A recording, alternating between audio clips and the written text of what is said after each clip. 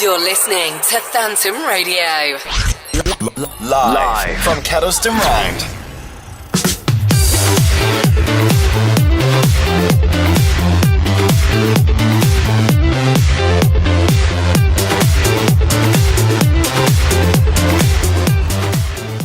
Good morning, ladies and gentlemen, boys and girls. Welcome to the Hat-Trick Podcast. This morning, we will discuss all of the football happenings this weekend, such as Man City hitting Chelsea for 6, Paul Lambert lamping people, Cristiano Ronaldo being too good, and obviously we'll remember the great legend of Gordon Banks, who sadly passed away this morning.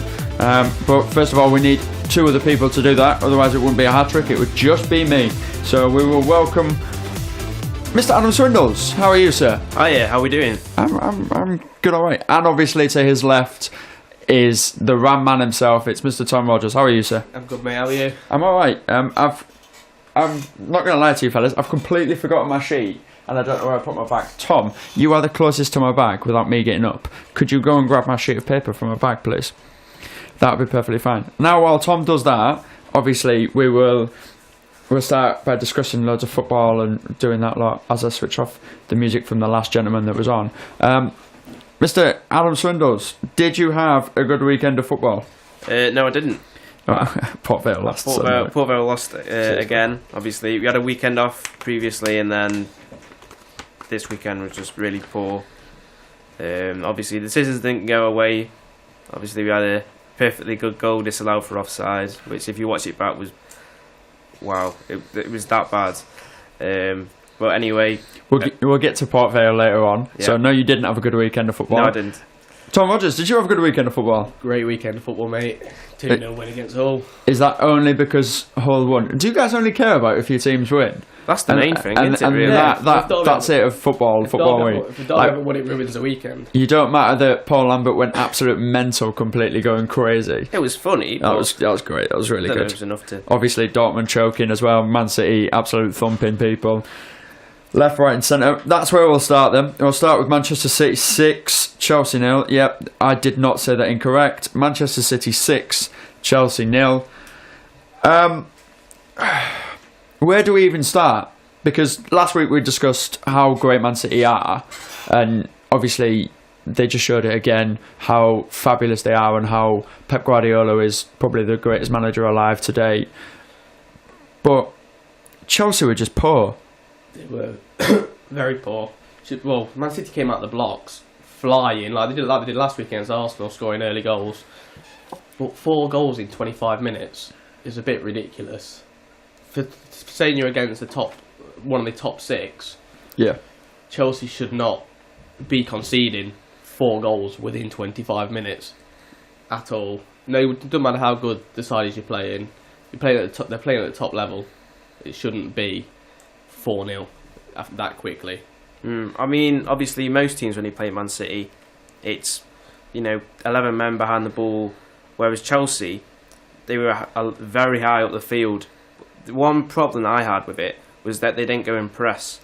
They were high up the field, but you saw Higuain, he didn't really run towards players, they didn't press. So with them high up and not pressing, Man City could pick them apart. Laporte and Stones could just put the balls through, pick them apart. And to be honest with you, it could have been a lot worse. Obviously, we'll run through the game a little bit more. Sergio Aguero obviously getting his hat-trick. Fabulous man, he's incredible. He's now joint top goal scorer with Mo Salah. I personally think he'll win the Golden Boot this season. I said it at the beginning of the season. I think he will. And he missed an absolute sitter before he got his second, didn't he? Yeah, about 2 yards out, and he just thought it's not going to be his day, and then he smashes in from 25 yards in the top corner. That is an absolute peach of a goal. Like, to have that confidence in yourself that, because Zinchenko was doing perfectly fine on that wing, and he just robbed the ball off Zinchenko, took 2 touches, and just pinged it in. Like, Zinchenko has that ability to just ping it in anyway. Yeah, he is incredible. I really do rate him. I think that if he's going to push on and do anything, I think he can push on and be that starting left back for Pep. But Sergio's just incredible, and obviously he had another header hit the bar. Yeah, could have had 5 quite really easily. close. But this is the thing. Whenever there's a 6-0 thumping of a team, we normally blame the keeper or we blame like the defenders or anything like that. But they didn't have a bad game. I mean, attacking wise, I wouldn't really say it was amazing. I mean, Pedro had a few chances, but I wouldn't say clear cut. They didn't look like threatening at all, for me anyway. I mean, right, so we've come to the problem then. Sarri, is it his style of football that is threatening Chelsea? Because it is a very attacking style of football, isn't it? It is. I mean, going to somewhere like Man City, sometimes you've got to be able to mix it up and just be able to sit back and hit teams quickly. I mean, they have got a play to do it. Hazard and Pedro either side, even if you play Willian, they've got the pace on the attack to be able to do it. But I thought the game was wrong for, say, Jorginho. Jorginho likes to be there to control a game, but they just couldn't get hold of the ball. I think it was lost in midfield. I just don't think they were prepared properly. It was a very slow game from Chelsea. That's kind of the way Sarri plays, slow passing, where Man City controlled the game. Normally it's Chelsea, their aim is to control the ball, but it was all Man City. And well, they did it at Stamford Bridge, didn't they? They did it at Stamford Bridge, yeah, but I mean, away, I think you've got to come up with a different game plan, to not see as much as the ball. And they didn't prepare for that. Well, this is his arrogance type thing, isn't it? Yeah. He doesn't like control. He doesn't like changing his style of football, which is why we see the best CDM in the Premier League playing right side midfield of a central three. Sorry, not like right midfield, because if he played right midfield, they'd look even more stupid than he does now. So it is a bit weird, but we are finding now that teams are focusing on Jorginho a lot more, I believe. Yes, he's still great and everything. He hasn't had an assist since October. No, he hasn't scored since the first game of the season. He's not really doing anything because Chelsea aren't playing that well this season. No, like they're falling off it. Man United have taken 4th place now, and they are not going to let that up easy. Well, we'll get on to United later. Moving on, obviously, we'll move on in a minute after I say this. Is he going to make the season? Sorry, that is. Is Sarri going to finish the season? I don't think he'll make the cup final. I think he'll make the season. I don't think I think he'll go at the end of the season. You think he'll go in the summer? In the summer. See, yeah. I think his style of football needs 2 years to do it, and I think if Chelsea are going to change as a football club, because all three of us, we're not Chelsea fans, none of us are, we all agree that they need to change as a football club. The way they do things, yeah. The way they do things is wrong, in my opinion. That's what I'm saying. Yes. The way Chelsea are, they are going to... I can just see them sacking Sarri at any point, just because of how... Oh, they just like to get rid of managers, don't they? But they've had a lot of success from it, though. They have won numerous amounts of trophies in the last 10 years. They are the most winning side at the moment in the Premier League that's won trophies from the last 10 years. Obviously, Liverpool are the most winning team ever in the history of the league, but... Chelsea have had success in the last 10 years from this model of get in, get out, get in, get out, get in, get out, get in, get out. But I think that needs to change. Yeah. And to make that change, you need to get rid of half that dressing room because they don't have a leader in there. The players might see Hazard as a leader, or Aspilicueta, or David Luiz, Rudiger, Christensen, Kepa, any of them players, Alonso even, as a leader. But none of them are actually on-field leaders. They miss Lampard, Terry, Drogba, Essien. These men that can lead, and they need to find one before they crumble, because we could have a Jose Mourinho third season again from a couple of years ago where they were like bottom table, dropping right down. I think we could have that. I really do. The free fall they're in. But obviously they've got a massive gap from 6th to 7th anyway, so it'll take a lot doing. Anyway, we will move on to the other title challengers of Liverpool, because obviously now the pressure is on them. City won, they're all together, yay, great, and Liverpool did it. They're not letting this pressure do it to them. Convincing as well, 3-0 win. 3-0 win against Bournemouth, who, when you need a win following 2 back-to-back draws, you go to Bournemouth, don't you? Yeah, it's good. It's a good thing you get Bournemouth. Sorry, especially playing Bournemouth at home. Bournemouth not won away since October now. Yeah, that's 8 goals 8 games as well without an away goal as well. Yeah, it just really struggle. I mean, at home they're a force, but away there's no better team to play than Bournemouth. Right, we'll talk about the game a little bit then. Obviously, Fabinho was incredible in that CDM role. He completely dictated the goal. Gini Wijnaldum's goal was a peach. I mean, that cheeky little chip of him, I really like him. I really do rate him. I think he's a really, really underrated midfielder in the Premier League. And Liverpool haven't played that 3 of Wijnaldum, Chiesa and Fabinho much this season. But I think now that we're seeing it a lot more, I think that will be a pushing force for them to do it. It wasn't necessarily that Bournemouth were bad. They had chances. Francis in the first half. Was it Francis in the first half? No, it wasn't. It was... what's his name? I'm blanking on him. Cook? Is it Cook? No, it wasn't Cook. It's the right midfielder that's like the cheap version. It is Francis, I think. No, anyway, never mind. He had a first half chance that was expertly saved by Alisson, but that's it. And yeah, they were okay. Who's going to win the league? City. Liverpool. Man City will win it. I'm not going to say anything because I already have money on people who are going to win the league, and I know who it's going to be. Right, we'll move on. Obviously, Champions League for both of them. Man City, they play next week. Yeah. And so do Liverpool, don't they? So Liverpool have who do Liverpool have? Bayern Munich. Bayern Munich, sorry. Yeah, Bayern Munich, they're playing on Wednesday next week, and Manchester City have Schalke next week as well. Yeah. So big games for the both of them. We'll move on to somebody that does play in the Champions League this week, and that is Spurs. And they played Leicester on Sunday. Did any of you two watch the game? Yeah, I thought that Spurs were quite lucky. Did you? I thought they were. I thought Leicester played really well. They had a lot of the ball when they had chances. They had the penalty miss, or penalty save, should I say? Yep. Well, it was a good save by Lewis. And then the third goal was obviously just counter attack last minute. Mm-hmm. So it could have easily been 2-2. I thought Leicester could have even won the game. Okay. Was it a dive from Heung-min Son that got him booked for simulation, or was it a penalty in your opinion? I thought it was penalty. He stuck his leg out. He's gone over it. I'm saying dive. I think Son saw the foot. I'll leave my leg here. Chips over. You know, it's not your normal dive, but he's still done that purposely. I'm with Adam here. He's not got a reputation for diving either. Like, he is not a known diver in the Premier League, is he?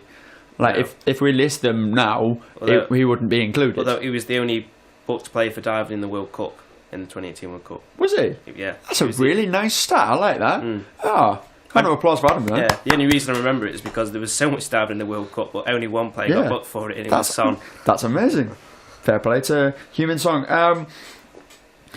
We feel like the main talking point of this game isn't Spurs and how great they were without Ali and Kane and all this and the other, and they keep pulling results out of the backside and they keep doing well, and they are only 5 points off the title and they are still in the title race. They can grind out those results. I think that the main story of this game is how long has Claude Puel got left, because there are more reports each and every week that players are unsettled.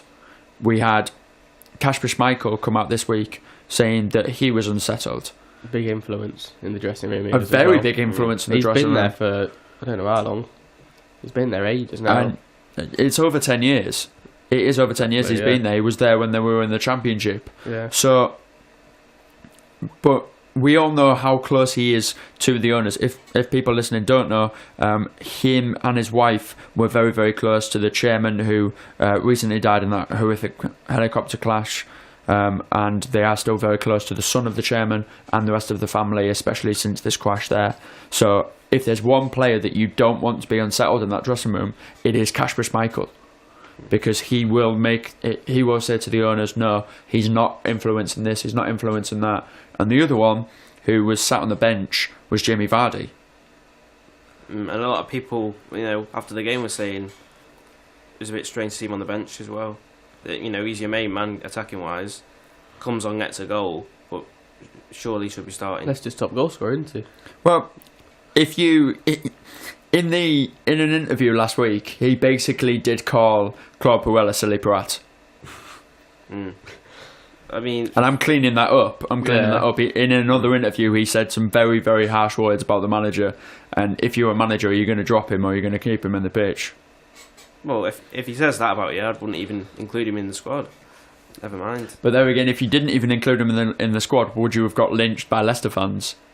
Big time. Probably, yeah, because Big they're going to time. be backing Vardy instead of you. So Absolutely. So it's a no-win situation for Claude Puel. I rate him as a manager. I think he's a very good manager. I've said this before on this podcast. I think he'll be Newcastle United manager next season because I don't think Rafa will leave. Please stay, Rafa. Please stay. We'll move on to the early kickoff on Saturday, which was Man United Fulham.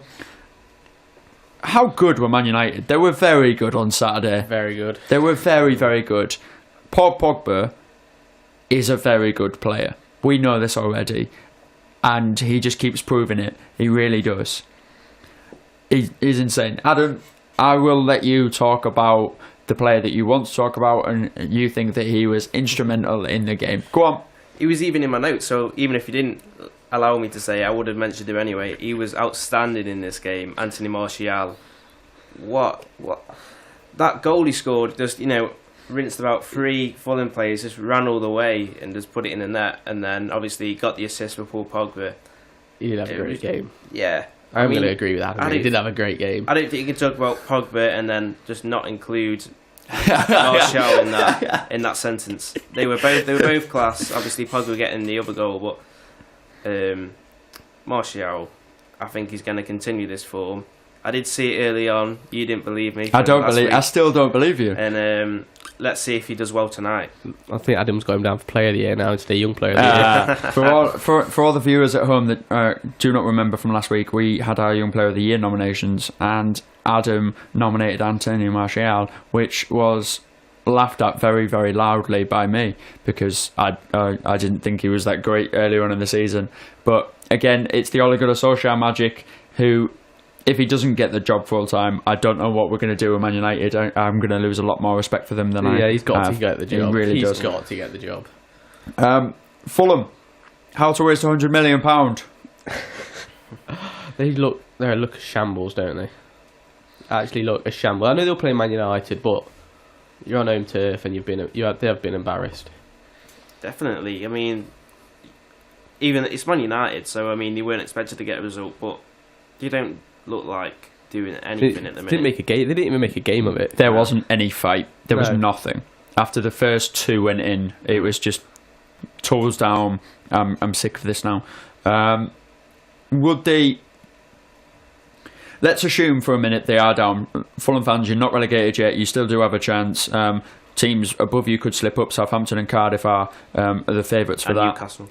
Don't even start on that. We'll get to that later on. Don't even start on that. We're not even entertaining the fact that we are going to get relegated. So let's just hypothetically for a minute, would the team in the Championship that got them up, like your Tom Kearney's, your Ryan Sessegnon, everybody like that, would they have made a better job of it than this team right now? I think because so. They brought 13 players in, 15 now altogether because of Lars Markovic and Ryan Babel in January. So that's 13 players altogether. Markovic didn't cost him anything, nor did Ryan Babel. So still over £100 million, but that's a lot of change in automatic. If you bring 3 in, let's say you bring 3 in, one's John Michel Sarri, one's Callum Chambers, and one is Alexander Mitrovic full time. Would that have made a difference, do you think? I think so. I mean, it could have got any worse, but I think you put that many players in, who haven't played together for a season against the country's best players, the country's best clubs, that you're going to struggle. I mean, World's best clubs. World's best clubs, yeah. I mean, the Markovic signing to me is I don't get it. He hasn't played for Liverpool 2 years. 2 years, and it's just you need someone. It's because he's friends with Mitrovic. Yeah, you need someone who's been playing regularly. To bring in, it just doesn't make any sense. He's not going to be the man to save you. Right. So, are we assuming they're down? Yeah, I'd say so. Yeah. There are too many. Like you say, there's too many changes. On Saturday, there's 8 new players this season. Are we are we worried for them next season as well then? I would Well, be. I think about all the players they'll probably lose. I would be, yeah. I mean, I imagine Kearney will go, Sessegnon will go. someone will get Mitrovic. Someone will poach Mitrovic, and can't see Sarri hanging about. Yeah, I mean, this team's going to struggle. I But think, that's in the only Championship. that's only 3 of their players, and that's not even 3 of their top paid players. You've got Callum Chambers, Onguisa, whoever he is. Have you even seen him play this season? And there's loads more, like Ryan Christie. I think this and Ryan, was it them? Cyrus Christie. Cyrus Christie, sorry. He'll go. But this is the problem that Swansea, that Sunderland, that Stoke have had as well. And Sunderland obviously had back-to-back relegations, and Swansea and Stoke are nowhere near promotion. So is that a problem financially for the club? Will they end up having to use these parachute payments just to offload these players somewhere else and do that lot? I don't know. That's a conversation for the off-season. We will obviously move on. Southampton, Cardiff. What a last 10 minutes of a game. If you want to switch a game on for the last 10 minutes, watch this one. What a last 10 minutes. Yeah, a great game. Another reason I was on about Chelsea, like not changing their way of how they play away from home. I mean, Cardiff did it. I mean, 33% possession in the game. You know, they let Southampton come at them, and then it's those scrappy wins right at the end that they keep you safe, and Cardiff did it expertly. Cardiff are doing what Fulham aren't, like you say earlier, showing a bit of fight. They've got 2 good wins now, back to back, Southampton and Bournemouth. I think that's down to Neil Warnock, though. I don't think anyone has given him enough credit this season. He has been the massive underdog this season. They were expected to finish bottom, not get many points, and they are fighting for this. Now, obviously, unfortunately, the Emiliano Sala thing happened, and I think that's playing a lot more into the roles of them. And I think if they stay up, we can use that as a factor of it, that his purchase to the club, and obviously his sad loss for them, has given these players a jolt up. Yeah. A real big kick up the backside, and gone, right, we'll do this for him. We will make sure we're in this league for him next year and for his family and everything like that. And I think that's brilliant. Saul Bamber on Twitter, going on to some lighter things. Saul Bamber on Twitter, any of you see this, the Saul Bamber tweets? Yeah. Brilliant. A fan sent in the fact that Saul Bamber, he broke his glasses hugging Saul Bamber after he jumped in the crowd when he scored the equaliser, and Saul Bamber said, I've never hugged anyone harder than I hugged you, not even my wife. And his wife replied, oh, you owe me a date night out for that, which absolutely is incredible banter. It's good to see, isn't it? Footballers actually having a laugh on Twitter rather than... I love it. It just takes away from the serious side of the game, and it's nice just to see it. I love it. Plus, he went absolute mental, did that fan. Like, we've all done it, but he was on telly, he was centre screen. He jumped over. He will get ripped by his friends. Anyway, we'll move on to the double B derby, Burnley-Brighton. Oh, God, penalties. To be fair, Burnley, again, same as Cardiff, you know, letting the home team have the ball, only 32% possession this time, and then getting the win, a scrappy win. I wouldn't call that win scrappy. I wouldn't call it scrappy at all, mate. I would say that Brighton have lost what Brighton are. I mean, Brighton were poor, yeah. Brighton have lost their identity, in my opinion. Because their identity is scrappy wins, keep clean sheets, score one, nick it, but win their own games. And they haven't had a clean. They've only kept one clean sheet in 8, and that was a 0-0 draw. So their problem is scoring goals, and they're leaking goals at the same time. Burnley, obviously, Tom Heaton's back, so everything's all right now. Everything's fine, Burnley. Tom Heaton's back. It's okay. But obviously the question now lies, what happens with Joe Hart, What happens with Joe Hart? He'll go in the summer, he's probably. Got to go, hasn't he? Where? Yeah, that's what I'm saying. Where is there for him? He's been to West Ham on loan. Now he's at Burnley. He can't get a game anywhere, can he? But I mean, I there was a club in January that were after him, and it was Preston in the Championship. Now I think that's where he's got to go now. He's got to go now, because I think, you know, the goalkeeper has improved a lot in the Premier League. The goalkeeper position, and I think teams there's just a lot don't more need to it now. it. There's a lot more to the position now, rather than just keeping the ball out of the back of the net. But there's not right. Okay, go through a promotion team that will maybe get promoted. Norwich don't need a keeper. They got Tim Krul. Leeds don't need a keeper. They just bought Casilla from Real Madrid. Say Derby, you don't need a keeper. You've got yours. Yeah, it's a tough situation. Depends if we go up or not. But like you say, I think if we went up, we would possibly need a goalkeeper. But I wouldn't take. I don't think I would take Joe Hart. There you go. Then. Out of probably some options that will be out there in the summer, I wouldn't take Joe Hart. Well, I mean, especially the wages as well. Nick Pope as well. Yeah, he might be. But the wages Joe Hart's probably going to be demanding is a bit ridiculous, and I can't see Frank paying that. But penalties. When can we have VAR to sort out this so that we will not have to discuss it before the game? Brighton should have had one. Yeah. 100%. Yeah. Definitely. I don't know why the linesman didn't give it. For those of you who do not know, I am a qualified referee and a qualified linesman. I do shove it in everybody's face whenever I can get it in conversation. And I would have given it. You need guts. Unless your referee has told you don't give them, I only want to give them, I only want to take this centre. You give them. Because it's clear, it's obvious, everybody saw it. So give it. Don't stop it. But Burnley also had a penalty. That's 2 in 2 weeks. They hadn't had one in nearly 3 years. Now they've got 2 in 2 weeks. What's going on, Adam? It's just that happens sometimes. I mean, you can go on a long drought about getting decisions, and then two come along like buses. Two come along at once. Hey, buses! I love it. We make a bus joke because Tom was late due to his bus this morning. We should have started about an hour. I wasn't even hitting on that, but we said it now. Ashley Barnes took the penalty instead of Chris Wood, who was on the hat-trick. Does anyone have a problem with that? I mean, whoever the penalty taker is, I think you've got to stick to that. I don't know, Chris. You're on your hat-trick. You're a striker. You'd say to him, wouldn't you? Can I take it from my hat-trick? No. I get the whole designated taker, and if he misses, if Chris would have took it and missed, then it would have been a big problem. It wouldn't have been. Well, he'd have missed it. But with them, what they say, don't they, with the manager in that, they have their designated penalty takers for a reason.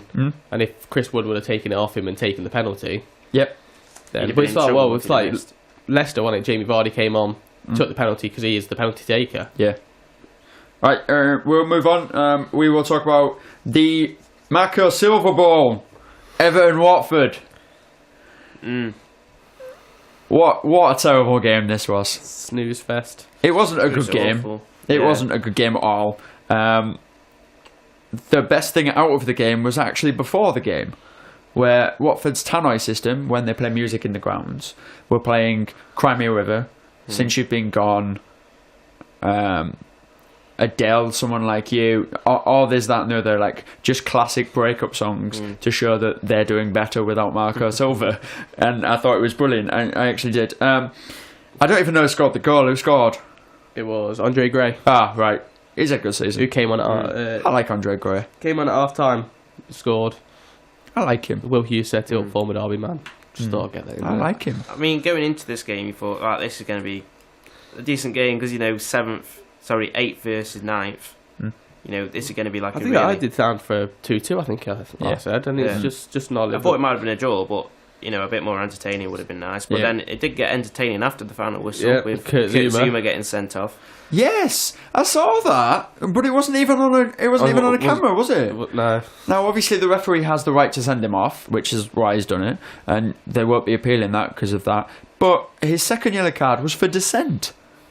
I think he didn't have two. They were both for dissent, weren't they? Dissent after the final whistle. He got 2 yellow cards for dissent. That's brilliant. That's absolute. And fair play to the referee as well. You do not see that enough in the Premier League. You do not see yellow cards for dissent enough. Just taken it and walked off and just not done anything. What he thought, no. Especially 2 once, straight away. Because normally refs will do it, book him and then, try and leave it. But he kept going on, so... It was like Zaha, wasn't it, the other week? He kept going on and on and on, and then ended up... His was better, though. He started applauding, which obviously, that's next level. Yeah, that is next level. It's enough saying, yeah, you're an absolute blah blah blah blah blah, and calling the referee every name under the sun, which referees get every week, especially in Sunderland. They'd rather that than somebody be really sarcastic, being sarcastic to them, in front of 40,000 and God knows how many people are watching on telly. Do you know? I agree with it. I love it. I love booking people for dissent. It's the funniest thing in the world, because they act really innocent as soon as you go into your pocket. They're like, "Oh no, I don't want this. Oh no, I don't want this." And I love players begging not to get yellow cards either. How does that work? It's £10 because it doesn't change what level you go to. No, yeah. So like, it's still a tenner. And that's It's tenner. That's the thing at most clubs as well, like professional level, they just pay it anyway. Like, it doesn't even come out of the player's pocket at times. No. Sometimes it will, depends on what it is. Well, I mean, they might have a club fine system or something like that for but that. at the end of the day, like you say, it's, well, £10 for a yellow, £50 for a red.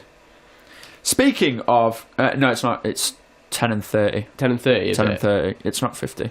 It's only 50 if it is a racial one. Oh, so if you get done for like racially abusing someone or homophobic chants or something like that, then it goes up to that and you get a severe more ban and everything like that. But that's a depressing notion. Speaking of depressing notions, we'll talk about Crystal Palace. What How a many boring game. chances did you want? Yeah, God. This is definitely a game they should have won going into it. I mean, West Ham 1 win in 6 away in all competitions. Mhm.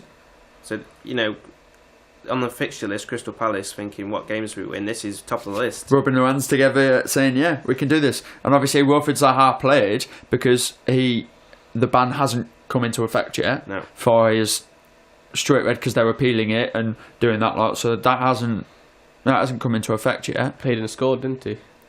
Scored as well. Absolutely. But here's the thing about Palace, they've got so many good players. They have. They have. James McCarthy missed an absolute sitter as well. He did. He missed a sitter. And there was somebody I was listening to yesterday that is really good friends with Patrick Van Aanholt, right? And it was Ian Wright. I was listening to Ian Wright talk because he's really good mates with Patrick Van Aanholt. And Patrick Van Aanholt texted him after the game and said, I can't believe James McCarthy's missed it. And he went, oh, well, these things happen. And he was like, no, he should have bloody squared it to me. I was open. I'd have scored that. But, yeah, obviously they missed it. It's there. Palace and West Ham are both fine. I can't see either of them getting relegated, although it is tight down there. We'll talk about that next. God. On to Monday Night Football, gentlemen. Oh, lovely stuff. It was a great night for you, wasn't it? We're right, okay. For like complete openness and everything like that, we all watched the game together. We did. We went to the pub and we all watched it together. And I was very happy until the 95th minute out of 94 when Bolly went up for a header. Minimum, though. Minimum of 4 added on. When Willy Bolly went up for a header, clearly fouling Dubravka. No, I'm not having that. Clearly, he had his arms around his neck, Tom. Come on. The keeper's realised he's in no man's land. He was never going to get to the ball. I think it's one of those... Bolly's power, he's just... one of those, it's a good goal. You know, either way, I don't know. I'm right. I'm on the fence here for that. I mean, before the game, I'd have taken a draw. I really would have done. But when you're into the 95th minute, you wouldn't take a draw. When you're into the 95th minute and £5 in, you're a bit fuming and you're a little bit annoyed. You are just a little bit annoyed. So the actual game itself was it was a bit dull, wasn't it? It was boring. It was a bad game. Patricio with a bit of a howler. Yeah, that wasn't a good save at all. It's really unlike Rui Patricio as well to do that. And it's really unlike Isaac Hayden to be there scoring goals. Yeah, I can go through Newcastle's team left, right and centre and go, I don't like him. But Isaac Hayden's one of the top ones. Players I do like though, Sean Longstaff, man of the match. Great performance again. That young lad, get him in our team. Plays every week, boom. And Miguel Almiron came on for the last 20 minutes and looked nice. Did look good. Right, yeah. Had some good touches. Yeah, it was direct. Didn't look out of place, did he? Though? No. That's the thing. You have a few South American players come over here, play for the lower down table clubs, and they just don't fit in. It doesn't work out for them. Yep. It's too physical, it's too rough for them, they don't like it, and then they leave after 6 months. But he didn't look out of play. I think he will do well for Newcastle. I really do as well. Especially next season, when you can actually hopefully build a team around him. Well, I mean, we've got a core of a team already, mate, to be honest with you. Right, we have anyway. Yeah. I think that we just need we need a winger and a left back. But obviously we've got a goalkeeper that's stable and secure, and he's a good lad. We've got 3 centre backs that are quality, and Shah, Lejeune and Lascelles. We now have a centre midfielder that's good, and Diame next to him would be also very good. Yep. In Sean Longstaff and Diame. If we sign one done permanently, we've got a striker who does score goals, and now we have a creative player in Almiron that's quality. We also have another one that is sub Almiron, and his name's Jose Perez, who just comes up and scores big things in big games. So I think we'll be alright. I honestly think the biggest signing we could make next season would be Rafa Benitez. Yeah, keeping hold of him would be massive. Please keep hold of him. But on the flip side, we haven't talked about Wolves enough. They weren't great.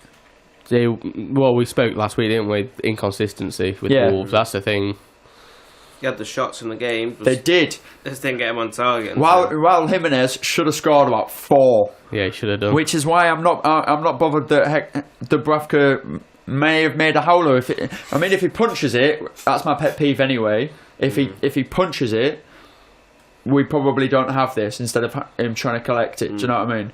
But he did the right thing. He tried to collect the ball. He did it all game though. He claimed everything. Yeah. I was impressed with Dubravka. I was very impressed because I think I've not seen him much this season. Yep. But he was. Yeah, I thought he was good last night. He was very good last night. I thoroughly enjoyed it. Honestly, with that then, it means that the relegation places are so tight. It is Palace. Sorry, I deemed you safe earlier. You're not. You really aren't, boys. You're 3 points behind it. You've got the best goal difference out of everybody because you are scoring goals. But I don't know. I really just don't know. You're on 27. Brighton are on 27. Burnley are on 27. Newcastle are on 25. Cardiff are on 25. Southampton are on 24. And Fulham and Huddersfield are on 17 and 11, which they're both down, in my opinion. So for Brighton, it's a massive next 5 games for them. They've got to go to Leicester. They've got Huddersfield at home, Palace away, Cardiff at home, and Southampton at home. Well, we've got that's who Brighton have got. Newcastle have got big 3 games as well. So we've got Burnley, Huddersfield, and Everton. So I think if Brighton and Newcastle win those lot of games, I think we'll be safe. I think Newcastle will be safe anyway. But off last night, I think it'll be safe. But Brighton still in the FA Cup. Yeah, they've got Derby. Right, okay, right. So for me, take an L there. Just take an L, go off. Yes, you can be happy, Tom. Yeah, that's another cup run for you. Greatness for you. Yay. I'm the only person that hasn't had a cup run in 10 years. Adam had a EFL cup run. The EFL trophy, yeah, we got to the quarterfinals. Yeah, you had an EFL cup run. You're having an FA Cup run and a Carabao Cup run. We haven't had a cup run since 2004. But enough of my sad Newcastle United awful thing. I think the next 4 or 5 games are important, and I think that will decide who's going down. In my opinion, same at the top of the league. Liverpool, their next game is Man United. It's going to be an interesting one for sure. It's going to be a very interesting one for sure. And Man City's next game is at Old Trafford as well. Yeah, Man United aren't going to hold back this time. Not like under Mourinho when it's just like let's get a result. Ole Gunnar's going to want to. He knows what the game is all about though against Liverpool, doesn't he? He knows what it's about. He knows what the fans want. He knows what they expect.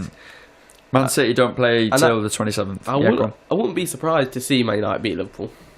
Well, at all. We will get to the fixtures of next week later on in the show, so do not worry, we will cover everybody. I've got a question to ask all of you then. So we've gone through managers that haven't had a very good spell. In Maurizio Sarri, Marco Silva and Claude Puel. Which one's the next one to go? Sorry. I've gone Sarri as well. I think he'll be gone either before the cup or if they lose the cup. Well, you've already said that. You think it'll be the end of the I season. said the end of the season, but I don't think the other two will go either. At all? At all. Right, okay. Because I think Everton just can't keep sacking their manager. They've got to stick with one eventually. Yeah, they've committed too much for this now, haven't they? Right, they're still under investigation by the FA as well for tampering with him and all that lot. Anyway, let's move on. Championship. Top of the table, Norwich play Ipswich. The Mid-Anglian Derby, or the East Anglian Derby. It's now got a new name of the Mid-Anglian Derby because I don't like being wrong. The Old Farm. They were very good. They were very, very good. And their Timo Pukki, I did say his name correctly. Timo Pukki is on fire this season after being in the Scottish Premier League with Celtic and doing absolutely nothing. So, fair play to the Norwich manager for doing that. But even Norwich beating them 3-0 and Ipswich are down, they're terrible. They're one of the worst teams I've ever seen in the Championship. They played well on... Did you see the game on Sunday? Did you see it? I did not see the game. They played well. They actually played well. The scoreline does not reflect how Ipswich played. Okay. They were not terrible. They had more of the ball. They had more shots. But it is just... They are missing the striker. They haven't got the cutting edge of... They haven't got a Timo Pukki.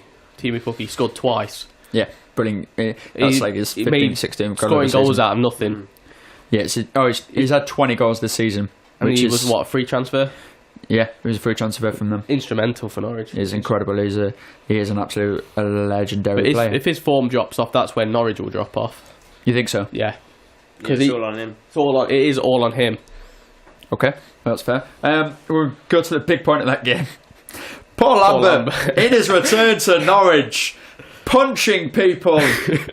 Come on, right, we do not condone it in any way, shape or form. Fighting in a football game or fighting generally is wrong. All of you should not do it. But it is really funny to see grown men get really aggravated about nothing. And he's a grown man. He's not a young manager. He's been around the block. He is like 60 odd. And obviously he's an ex-Norwich manager as well. So he knows all about this and he knows what to do. So you know what the derby is. You've been in many yourself. Why? Why are you doing this? Can any of you understand? Maybe he's just angry. He's going for like 2 successive relegations now. Maybe he's just got to him like, I'm not caught for this. I'm not going to have a fight with someone. Absolutely. Well, I mean, the actual incident itself was just justifiable why he started, but he shouldn't have started. That's it. No. He shouldn't have done it. Like, obviously, the challenge was right in front of him, and he had every right to start on it because it was a horrific challenge. And then the Norwich staffer, I don't know his name, got involved because no one knows the Norwich staffer's name because no one cares about them. I think the funniest thing made me laugh was he came out and the ref sent off the wrong Norwich staff, didn't he? Yeah. He sent off the sent off. I'm not sure who it was, but he sent off one of the Norwich staff, and it should have been somebody else that got sent off from Norwich. And then Lambert came out saying it wasn't even him I was arguing with.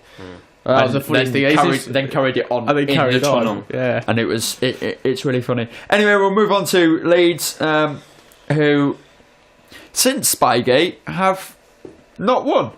Yeah, I think it was the EFL, obviously, before the game, and I think it was the Friday night part of the statement. Yeah, about it's still ongoing. Basically saying nothing new. Like, nothing new. And then people are saying, speculations like, is this an EFL thing to try and get underneath Leeds' skin before the game on a very important... The thing is, though, Leeds fans have got this whole thing that they think everyone, that the EFL and everyone are against them, and that they just think they should have it all on a plate. And they don't think the Championship will be the same without Leeds United, but it will.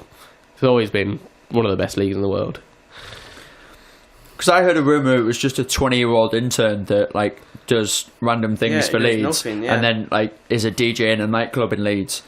I just heard it was like a random 20-year-old intern. Well, the thing is, I'm a Derby fan. It happened to Derby. Like, it all came out because of it being at Derby, and I'm past caring about it now. I think it's just been handled so badly by the EFL. It should have just been a slap on the wrist saying, right, okay, don't do this again. And then if they wanted to, put it in the rules to say... Yeah, just put a little thing in there. But that's the thing, it's not against the rules. No. There is nowhere in any rule book ever that says you cannot do this. They've just got that agreement, haven't they? That all clubs sign. I can't remember what it's called, but it's all about fair play.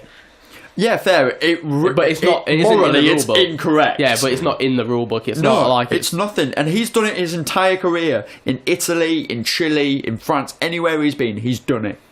As well as sit on bins because and, it's not like, it's upside not, down lard bins. It's not frowned upon, like is it? No, they do it all the time over there.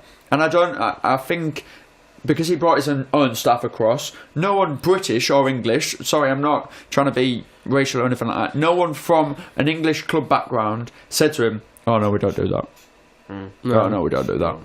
I don't think anyone said that, which I think is the main reason for this. Well, that's it. I think all his backroom staff are Argentinian or Spanish, and then the chairman himself is Italian, so he's not long been. He's only been at Leeds 2 or 3 years. Yeah, well, it's just like the whole club. It's not. They haven't really got people there that are like, look, don't do that, of a high enough stature to say, look, don't do that. You shouldn't really do that. Yeah. We'll move on. Sheffield United, Aston Villa. What a game! Arguably crazy game. My second favourite game of the week, in my opinion. 3-3 it was. Sheffield United were 3-0 up at half time, and then 3 mistakes, and it's cost them. Well, this isn't the first time Aston Villa have done this. They've come back from losing positions 5 times this season. 5. And either got a point or won the game. And that's the most in the Championship. They are the comeback kings of the Championship, and that's why they are where they are. But do you think that's why they're not competing for the playoffs and for automatic promotion, because they're having to claw back from these positions? Yeah. And that's defensive mistakes that are costing them. I mean, if they didn't have Tammy Abraham, they wouldn't be anywhere. They would probably be scrapping to stay up. Yeah, exactly. They're not a good club in there. Speaking of scrapping and should have been scrapping to stay up, Bristol City. Come on, Bristol. I mean, we touched on them last week, but I don't think we did them justice. They are flying. I don't think we did them justice. 8 wins in a row now. Yeah. 14 unbeaten. 14 unbeaten. Yeah. Yeah. Incredible. It's just, they're such a weird team. They're that team where you don't expect anything from them. They're going under the radar, and then they're just picking up results. There's always one every year, isn't there, in the Championship? Yeah. There is. There's always one. And to be honest with you, Tom, the playoff race has just got even tighter with West Brom this week, and with Middlesbrough. West Brom didn't drop points, sorry, but Middlesbrough definitely did. So it's just tight now because they did have that 4-point gap, but now there's only 3 between 7th and 4th. It's going to be a good race. Oh, it's going to be a very good race. Birmingham are picking up now. They're 4 points behind us. Yeah.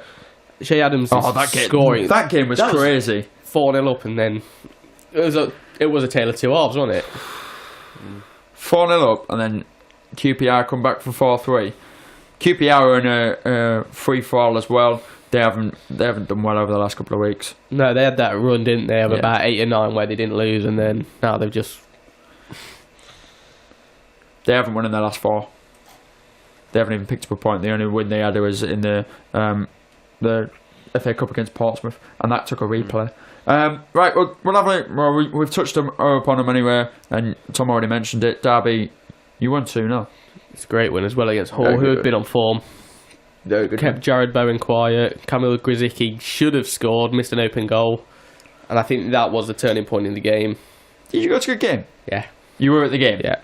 What was the atmosphere like? Because obviously it was a lot more full because it had a lot more students in it this week. It was a lot better than it has been of recent times. This season it's been poor, I'm going to say, because even against Forest there was no atmosphere.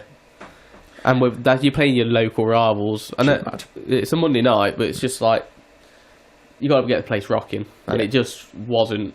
Whereas Saturday, well, it was quiet to begin with, and then I think the whole place was just lifted. I think there was one challenge from Dwayne Holmes in the middle of the park. He's putting a great challenge. It's just lifted everyone, and that's all you need, isn't it, to get everyone going? Absolutely. It was good, though. Of course. So, yeah, the playoffs are still like that. There wasn't any really interesting things that happened at the bottom of the table. It still looks exactly the same as it did last week. Rotherham, Reading, Millwall and Wigan could all go down, but it's one of them. We'll move on League One. Luton. Mighty Luton. Still march on, Adam. Still 19 unbeaten in the league. Incredible. Mad. We had the conversation last week about Nathan Jones leaving, and Yep. it didn't have an impact. Mm-hmm. And it just goes to show, like, the players and the staff are just, it's just like a jigsaw, like, piecing together, Yeah. and it's just amazing to see. Barnsley as well, doing well. They're another story that I think's amazing. I do like Barnsley. Yeah. As a football club on a whole, I do like Barnsley. I like the way they go around about things. It's just, And they are a good football club. They just need to get back in the Championship and establish themselves again. Yeah. And something that makes me really, really, really good and really happy is the fact that Sunderland have choked automatic promotion Yeah. and are now going to the playoffs. I mean, it's not like the losing games. I mean, unbeaten in 10. It's They're just drawing. a lot of draws. Yeah, they're just drawing. Against teams they should be winning. Especially Oxford, opposite ends of the table. They should be winning that game. Yeah, and it's not good enough. It just isn't. They've actually got the most draws in the league. They've got 12 draws this season. They've only lost twice, to be fair, but you can't expect to win the league with only drawing. Got to win your games. Yeah, you've got to win your games. Especially ones like that. You got to win your home. If you win your home games and you draw your away games, you're always going to have a chance of going up automatically. But they're not. Touching back on Barnsley, the only worry I've got for them is Kiefer Moore got injured. Did he? 18 goals this season. Oh, God. And they still don't know how long he's going to be out for, but it looked nasty. So even if he's out for 4 to 6 weeks, it's a massive I mean, miss. obviously, Sunderland have got 2 games in hand on Barnsley. So Yeah, they do. Win both of them, they're back in the second place. Imagine it says there's the same. Sunderland Pompey playoff final. What a game that would be. That'd be a very good game. League One's getting stronger and stronger as the years go on. Yeah. Just because of the lower teams, like Luton, this would be back-to-back promotions for them. And they're just smashing it, aren't they? They are smashing it. They look like they're a great team. I think the further you go down the leagues, the harder it is to get out of. I really do.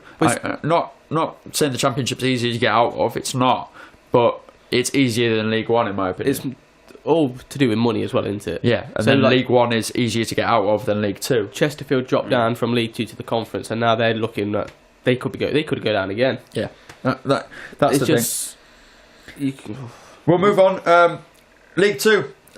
Lincoln, what are you doing? Stop it! Stop it! You're throwing it away. they look like they are doing a massive choke. Yeah, five draws in the last 7 games. Yeah, including one against Vale. Is that I think it's 3 draws at home as well. Yep.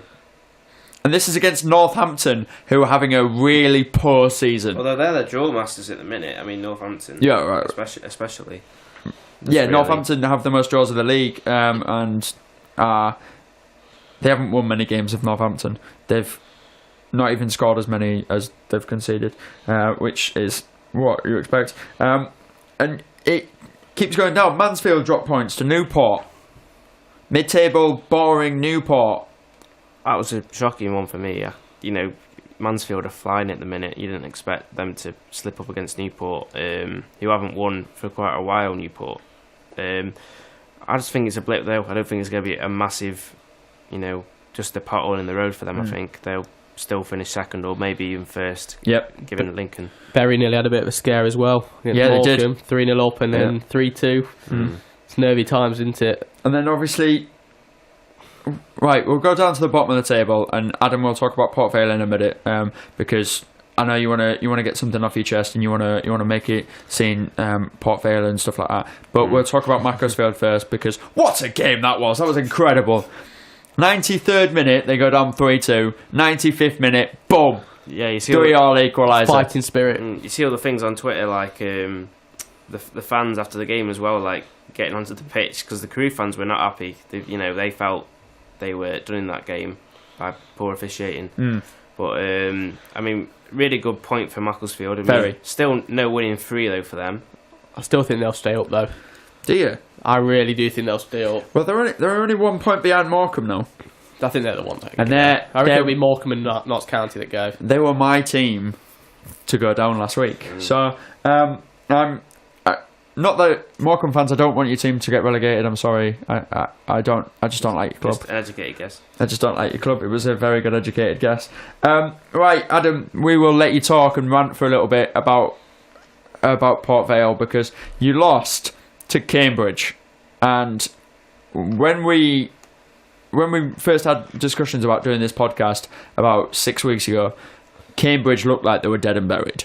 They looked like they were gonna do it, and then Colin Calderfield came in, and well, they've got a little bit of a new manager bounce. Yeah. But I don't know what it means for Vale. I'm not a Vale fan. You are, but what's going on basically? Because Vale shouldn't be like this. The club is a mess from top to bottom, I've got to say. If we look at the weekend, obviously Cambridge, they're picking up now, obviously, under the new manager. 4 wins in the last 5. Yeah, really doing well. I mean, it looks like they're going to pull away now. Yeah. Obviously, I spoke earlier today about the offside call. Yeah. But anyhow, we didn't really create much after that. And then, looking forward to next week, Morecambe now, huge game. Very big game. Obviously, there's going to be protests before that game from the fans against the owner because, I mean, there's talk from the owner and the manager that the club doesn't need this right at this time, with the situation we're in. But as fans, we just can't take it any longer. We're in this situation because of the owner, so we feel we need to just make our voices heard. Right. So what's happened then? Why is it? Lack of investment, or is it the fact that he hasn't sold the club when he said he was going to, or what? Because as a Newcastle United fan, this resonates really well with me because we're in exactly the same boat. So obviously, our 2012-2013 promotion season, we didn't have an owner. The previous season before, we went into administration. This guy bought us out. He was the owner since then. Obviously, we got promoted that season. Everything felt fine, and then the last 4 seasons has just been downhill. The people he's brought, he's just tried to do it as cheap as possible, really. He's not investing into the club, and now we're paying the consequences for that. Is it one of them things that we're looking at a man that's got zero ambitions to own a football club but does it because it's a money spinner, or is it one of them things that he, because I'm not a businessman, you're not a businessman, Tom, you're not either, but logically, for us, if you have a football club, you want it to be self-sufficient. You do not want to have to put... Don't want to have to pump loads and 80 million loads a year into it out of your own pocket and do that.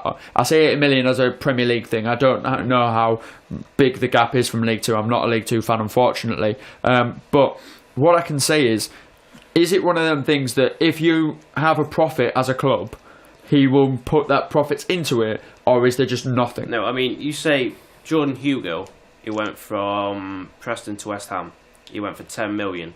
Okay. We got a 20% buy-on fee for that. So we got about 2.9 million from that. Yeah.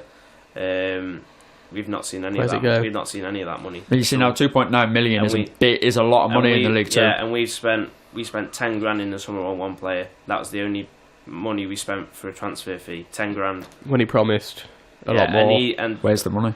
That was for Ricky Miller, and he's scored 2 goals in the league this season. And you're not in any debt or anything like that as a club, are you? We're not in debt at the minute, no, because he'd have sold if we were in debt right now. But it's just he's not going to let go. I can't. The thing is, as a fact, you're not asking for a promotion team, are you? You're not at the minute. You're not asking for a promotion. You just want to be safe. You don't want to be at risk. I mean, this club is massive. I mean, it's a 19,000 seater stadium. Wow. What? Yeah. I mean, they've got the biggest stadium in League 2. Yeah, I think behind Notts County and MK Dons, because MK Dons. Don's stadium is massive. Yeah. Don's stadium has been. But still, to have the third biggest stadium in the league, and to be down at the bottom, what's your attendance like? It's I must keep going down. It's like 4,000 now. It's awful. I mean, good thing we always get cheap tickets for Vale. Yeah, I mean, you look at the Notts County situation, how bad they're doing. I mean, their stadium's massive as well. They've got a huge fan base, but they invested and they're still not getting the results where we didn't invest at all. So it's a strange one, especially there for Notts County investing and not getting the results. But for us at a club, it's really worrying. We just need to. 14 points will see us safe from 15 games. Can you see the protest making a difference? even if it doesn't, we've just got to make our voices heard because this is just sick and Just got tired. to keep going. What do you want from the protest? So, like, what is the outcome you want? Him to sell up and go because we've got there is a buyer who wants to buy the club, but I think she put in a bid for £1.5 million for the club, which he rejected. He wants £4 million for it, which is just too much. It's not. It shouldn't be. I think it was estimated around 1.7 the club was worth. He wants £4 million because he wants his money back for what I think he bought it for, like around that, and he wants his money back. Did he buy you out in League 1? No, we League 2, and then we got promoted. And same season. Yeah. So there's people who we want her because she's a local woman, businesswoman. I think a company, Kinetic Solutions, which is a local company. Yep. And she's a Vale fan as well. So obviously she's going to invest and she wants the best for the club. Whereas this guy, he doesn't have any experience in football and he's not from the area. I think we've had good success with our owner is a Derby County fan. Yeah. He's a big Derby fan. Yeah, he's from Derby. Right, there we and go. I think he's put a lot of money into the club where he can. Obviously, at the minute we've got a bit of fair play problems. Not in it. We're not in it. You won't have at the end of the season. Not at the end of the season, but because it goes over. But yeah, so when he can, he puts money into the club, and when it's a club you love, you want them to do well, obviously. So I think what you're saying with that local businesswoman, you got to. Sounds like a dream come true. It And does. we'll monitor it closely, obviously, because Adam's a Vale fan, so we'll obviously keep an eye on Port Vale. We will actually move on because we spent about 20 minutes talking about Vale, and I apologise to everybody that doesn't care. I think it was but that long. I actually do. I do care about Vale. I think I really do. We'll move on to foreign football. Borussia Dortmund. Are they choking Bundesliga? 3-0 up at half-time. We were in like 70 minutes to go, sorry. They were 3-0 up. Ended up drawing 3-3. Conceded 3 goals in 12 minutes. Yep. I mean, I hope not. I mean, I'd like Dortmund I really want them to win a it. change, but I mean, it's they throw this away. It was 14 points at Boxing Day. The gap between them and Bayern Munich. It's now 5. I really, really, really hope they don't choke it. I really want Dortmund to do well. They're building a nice team. They've got a young team. I really like Jadon Sancho. Jadon Sancho is. God, he's amazing. I said at the start of the season to a lot of people. I said you need to look out. You need to look out for this kid because he's gonna do wonders. And he's lighting up the Bundesliga. He really is. is. Even scoring. He's scoring goals in the Champions League. He's performing at the highest level, and I'm intrigued to see how he does against Tottenham on Wednesday. I was just about to go on to that. Yeah, obviously Dortmund, Chelsea, Dortmund Spurs. Sorry, Spurs fans. Dortmund Spurs tomorrow at 8:00 on BT Sports. I can't predict this game. I have no idea how it's going to go. I don't know how it's going to go. It's at Wembley into the first leg. Yeah, I don't know how that's going to go. No idea. Absolute no idea. Because obviously there's no Kane, there's no Ali, there's no Royce, there's no centre-backs for Dortmund. Dortmund has got a centre-back fit. Like both clubs have been both teams have been ripped apart. Yep.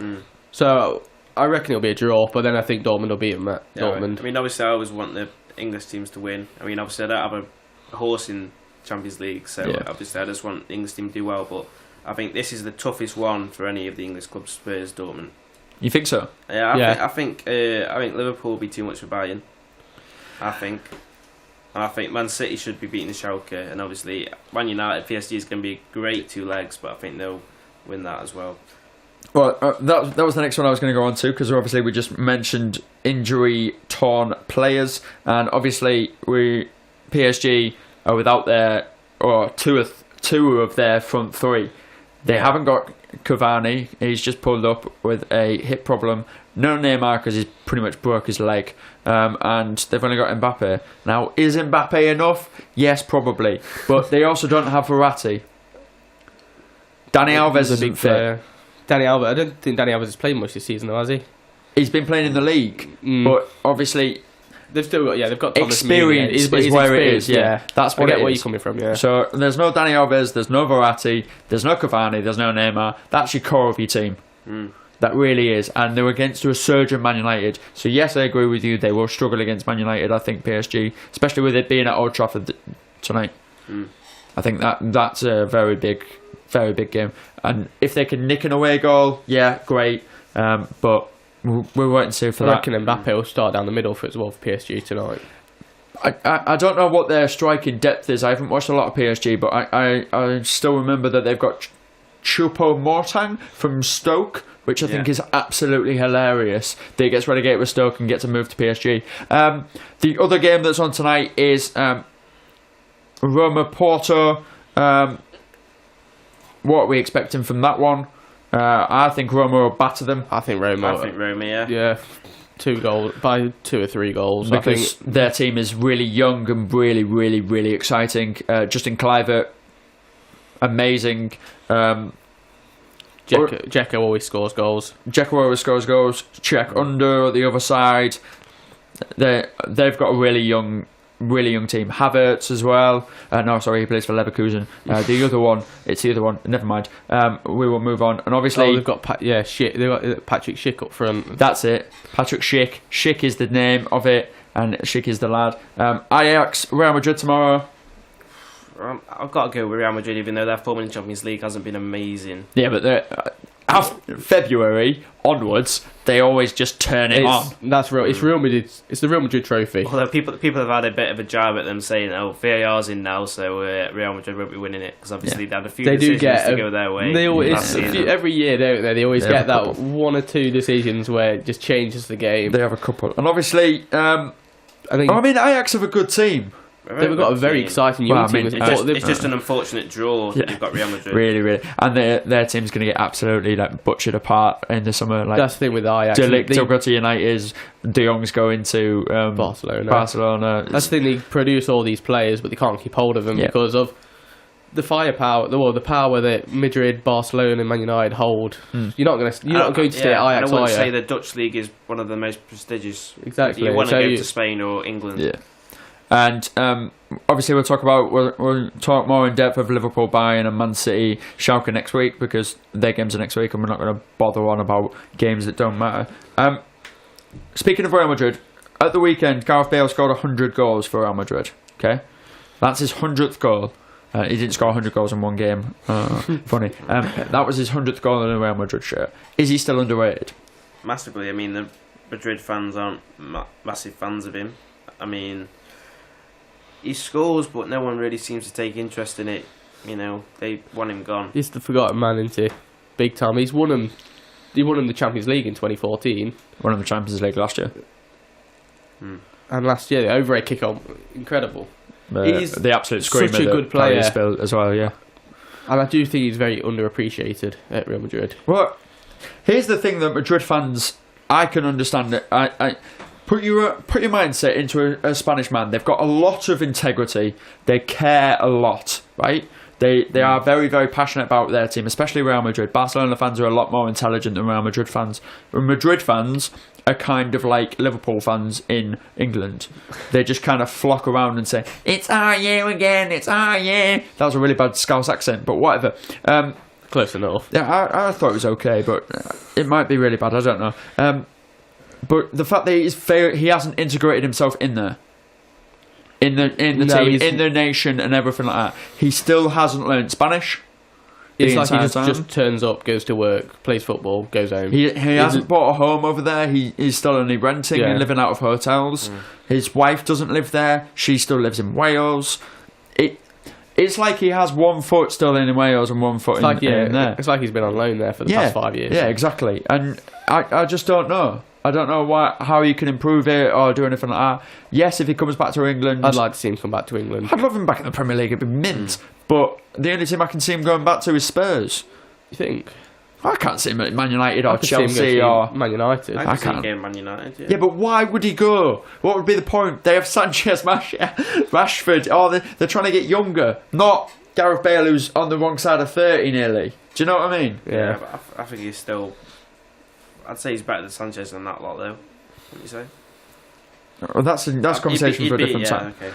And then the last thing that I want to leave everybody with, and this is just it's a little point from me, right? Because still staying on Real Madrid, they beat Atletico at the weekend, and it was a good result for them. Yeah. Benzema scoring, Bale scoring, and everything like that. Karim Benzema is a completely changed man since one gentleman left, and we all know who it is. And it's Cristiano Ronaldo. Okay, so Karim Benzema last season only scored 5 goals the entire season. Yes, he had 13 assists, whatever. Were they all for Ronaldo though? I don't know that. I'm not that deep diving into statistics. And then he's got 10 already this season. And the other side of that, where Ronaldo went to in his move to Juventus, Dybala has only got 2 goals this season. Where he had 16, didn't he, at this point last season? 16 at this point last season. That's in all competitions as well. 2 goals in all competitions. I mean, I know Ronaldo's good, but is he making... Dybala was one of the most promising centre-attacking midfielders, strikers, midfielders, whatever you want to call him. He is one of the most promising. Is he restricting him? I think Ronaldo just, he likes scoring, he takes all the goals when he can. I wouldn't say Dybala's form's dropped, like, say, how he plays, but just his statistics. When you look on paper, you don't see the goals as many as last season. Right, so what is he actually doing? Because he's only got 3 assists this season as well. So he's got 2 goals and 3 assists. So what is he doing? He might be playing well, and he might be doing general stuff in passing and stuff like that. But what is he doing? Because earlier on in the show, we slated Jorginho for not doing anything, and he's got 1 goal and 2 assists all season. So that's not a lot worse than Dybala. But Dybala's still famed as a promising son. So is it Dybala's fault that he's doing nothing, or is it Ronaldo's fault? Because or is it a mixture of the two? Ronaldo comes in, and yes, he scores an absolute shed load of goals, and he's incredible, and he's brilliant, and everything like that. But is it his fault that he's not doing well, or is it Dybala? I think. Do you think Juventus have changed their style, the way they play? Because they had Higuain up front, didn't they, last season? Yeah. And he's more of a big man that likes to lay it off and play that way. And Ronaldo obviously gets in behind, likes crosses in the box, headers, everything. They're not playing direct. No, they're playing completely different. Yeah, but surely that should help. You'd think, how technical Dybala is. Yeah. That should help him, but is it just one of those seasons? Is it going to be one of those seasons for Dybala where he just has an off season and it's just going to be, he's not going to be world class. He's not going to be a really top end player. Yeah. And this is proving it. Yeah. Or do you think it's just going to be a blip and he's going to all of a sudden next season be this amazing player again? Well, we'll wait and see. I will definitely keep a track on that, but I just wanted to hear your opinion on it because for me it kind of annoyed me. So we will. This weekend is FA Cup weekend. Woo! Yeah, Tom's really happy about it because it means that he's actually still in the thing. Bless him. The FA Cup games, right? So the FA Cup games this week, and there's a Friday game. Oh, I hate the FA Cup. It's just become all right, we'll discuss this next week. The FA Cup, because hopefully it's going to be a good weekend. We have QPR Watford. Oh God, Watford. Yeah, QPR are terrible. QPR, yeah. Brighton Derby. That's the early kickoff on Saturday. I'm hoping Brighton are going to concentrate on the league, play a few youngsters like they did against West Brom. I think they should do. And then Derby go beat them, and then we'll get through to the FA Cup final, then win it, and then get to Europe. Millwall, AFC Wimbledon. Big one. It's a bit of a derby, isn't it? No, it's not a bit of a derby. It is a derby. You're going to shred putties. It's a very, very big derby. I'm going to go Wimbledon. Adam? Millwall. Ooh. I'm going to go Wimbledon. I think they know they're down. I think they're going to go for it big time. I'm with Tom here. I think we're not even going to entertain Newport Man City. Newport 4-0. The pitch is awful though. Yeah, it's terrible, and they share it with the rugby team as well. So the thing is, though, Man City can play on anything. If it rains, it's going to be tough. I mean, Man City is still winning, but I can't. It's not going to be great, is it? It's going to be a good watch. It's not going to be like it's not going to be like when they play Bertie. It's not going to be 9-0, obviously. I think it's going to be. I think it's going to be one of them games where we talk more about the pitch and the facilities of League 2 and grassroots football than we do the actual game. Newport are going to do all they can, aren't they? To Bristol City Wolves. Oh, giant killing. Bristol City. You go for it? Yeah, I'm going Bristol City. Bristol City. I'm going to go Bristol City in extra time. Ooh. Because Wolves were, Wolves were really poor. Still do replays at 5th round. Was that changed? They've changed it because of European football. So the big teams, so they don't have to go play another game, which I don't really like. I don't like it either. That's fine. Doncaster, Crystal Palace. Palace are going to win this one. Yeah, I think Doncaster are concentrating on the playoffs. Yeah. Palace will win this. I think Palace will do them. Yeah. Swansea, Brentford. It's a championship. It's just a bit of a. I think that's one of the worst games in there. I'll go Swansea just based on Swansea home. Yeah, it is at home as well. And then the big one. Why is it on a Monday night? Oh God! Chelsea, Man United. Man United are going to win it. Chelsea terrible. Man United, yeah. Yeah, no, that's the way it works. Oh God! I don't like the FA Cup anymore. Who's going to win the FA Cup? Man City. I've got Man City as well. I'll throw it in there. Man United. I hope those. Yes, Manchester Derby final. Let's have it. Let's have it. That would be one of the best FA Cup finals in years. Yeah, it needs it. It needs a big one, doesn't it? It really does. It needs a big one. I don't like how disregarded it is now. I've just disregarded it for like 5 minutes. Yeah, but it's just like, it's just like. I mean, you can tell how much it's been disregarded if Derby can make it to the 5th round. Hey! He's pulling them out now. He's pulling them out. He's had his little rant on Port Vale. He's pulling it out. He's absolutely pulling it out. Right, I think that's time for us to finish. I think Adam joking is a sign that we need to finish, because if he gets too jerky, this whole thing will just go to pot. Right, so what we will say is we'll say thank you to Mr. Tom Rogers. Cheers, mate. And we'll say thank you to Mr. Adam Swindles. Thank you very much. Thank you. And obviously, this is the Hat Trick Podcast. See you guys all next week. Bye.